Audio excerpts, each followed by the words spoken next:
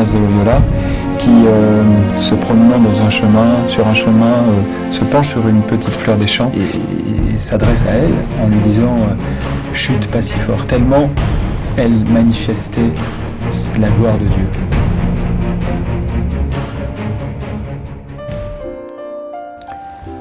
Alors, comme action de grâce, je voudrais parler de l'encyclique du Saint-Père, Laudato Si, qui est l'encyclique sociale de ce XXIe siècle, où le Saint-Père parle de la protection de la maison commune.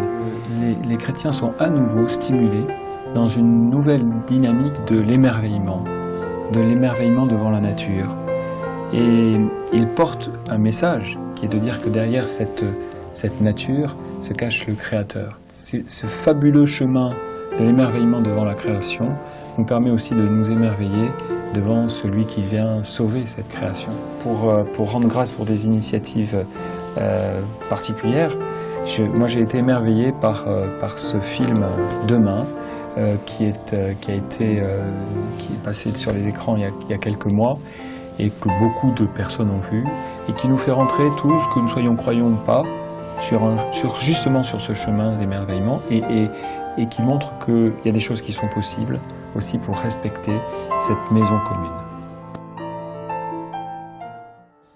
Alors d'abord, je voudrais parler d'un constat où nous sommes dans une situation de surconsommation.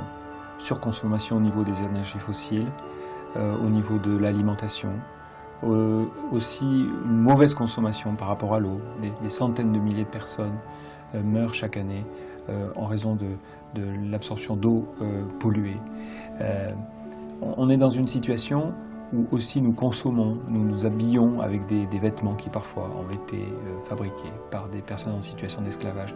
Donc c'est un constat qui est vraiment assez dramatique, et pour autant lié aussi au salut de l'humanité. J'aimerais bien le relier à Matthieu 25, parce qu'on voit que j'avais faim et vous m'avez donné à manger, j'avais soif et vous m'avez donné à boire, et j'étais nu, vous m'avez vêtu. Donc en fait, on voit que cette question de l'alimentation, cette question de la soif et cette question de l'habillement est essentielle et complètement liée au jugement dernier et au salut donc de l'humanité.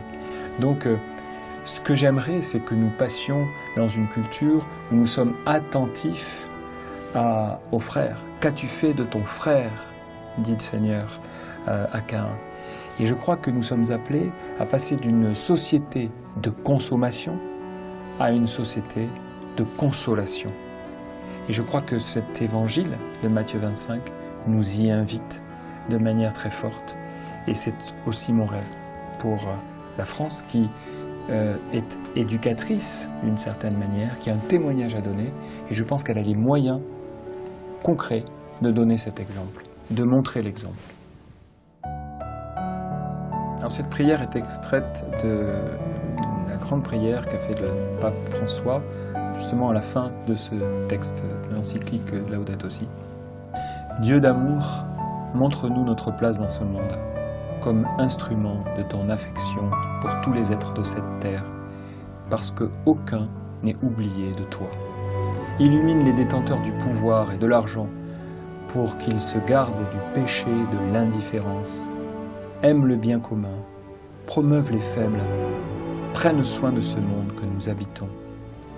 Les pauvres et la terre implorent. Seigneur, saisis-nous par ta puissance et ta lumière pour protéger toute vie, pour préparer un avenir meilleur, pour que vienne ton règne de justice, de paix, d'amour et de beauté. Loué sois-tu, Seigneur. Laudato Si. Amen.